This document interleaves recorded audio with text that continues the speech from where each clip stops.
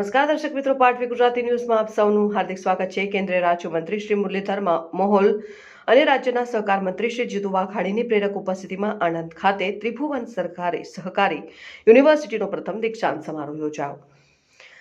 સરકારી ચળવળના પ્રણેતા શ્રી ત્રિભુવન દાસ કેશીભાઈ પટેલના નામ પરથી સ્થાપિત અને સહકારી શિક્ષણને સમર્પિત ભારતની પ્રથમ રાષ્ટ્રીય યુનિવર્સિટી એવી ત્રિભુવન સહકારી યુનિવર્સિટીનો પ્રથમ દીક્ષાંત સમારોહ આણંદ ખાતે આવેલ NDDB કેમ્પસમાં યોજાયો હતો। આ સમારોહમાં કુલ 304 વિદ્યાર્થીઓને ડિગ્રી એનાયત કરવામાં આવી હતી, જેમાં યુનિવર્સિટીની ફાઉન્ડેશન સ્કૂલ બનેલી institute of rural management Anand દ્વારા સંચાલિત MBA અભ્યાસક્રમના 302 વિદ્યાર્થીઓ અને 2 PhD સ્કોલરનો સમાવેશ થાય છે। આ પદવીદાન સમારોહ ભારત સરકારના સહકાર અને નાગરિક ઉડ્ડયન મંત્રાલયના કેન્દ્રીય રાજ્ય કક્ષાના મંત્રી શ્રી મુરલીધર મોહોલના અધ્યક્ષસ્થાને યોજાયો, જ્યારે ગુજરાત સરકારના સહકાર, કૃષિ અને ખેડૂત કલ્યાણ, પશુપાલન, ગૌ સંવર્ધન, મત્સ્યોદ્યોગ મંત્રી શ્રી જીતુભાઈ વાઘાણી અતિથિ વિશેષ તરીકે ઉપસ્થિત રહી વિદ્યાર્થીઓને પ્રોત્સાહિત કર્યા હતા।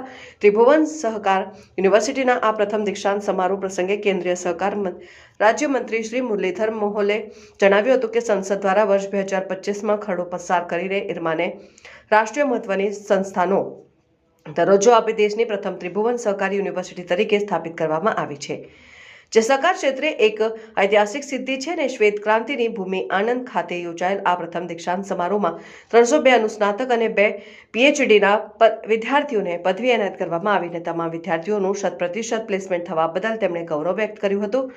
તેમણે સરદાર વલ્લભભાઈ પટેલની પ્રેરણાથી ત્રિભુવન દાસ પટેલ અને ડોક્ટર વર્ગીસ કુરિયન દ્વારા સ્થાપિત અમૂલ ડેરીના શ્વેત ક્રાંતિના ભવ્ય ઇતિહાસને યાદ કરીને વિદ્યાર્થીઓને સહકારથી સમૃદ્ધિના મંત્ર સાથે રાષ્ટ્ર નિર્માણમાં પોતાનું અમૂલ્ય યોગદાન આપવા આહ્વાન કર્યું હતું।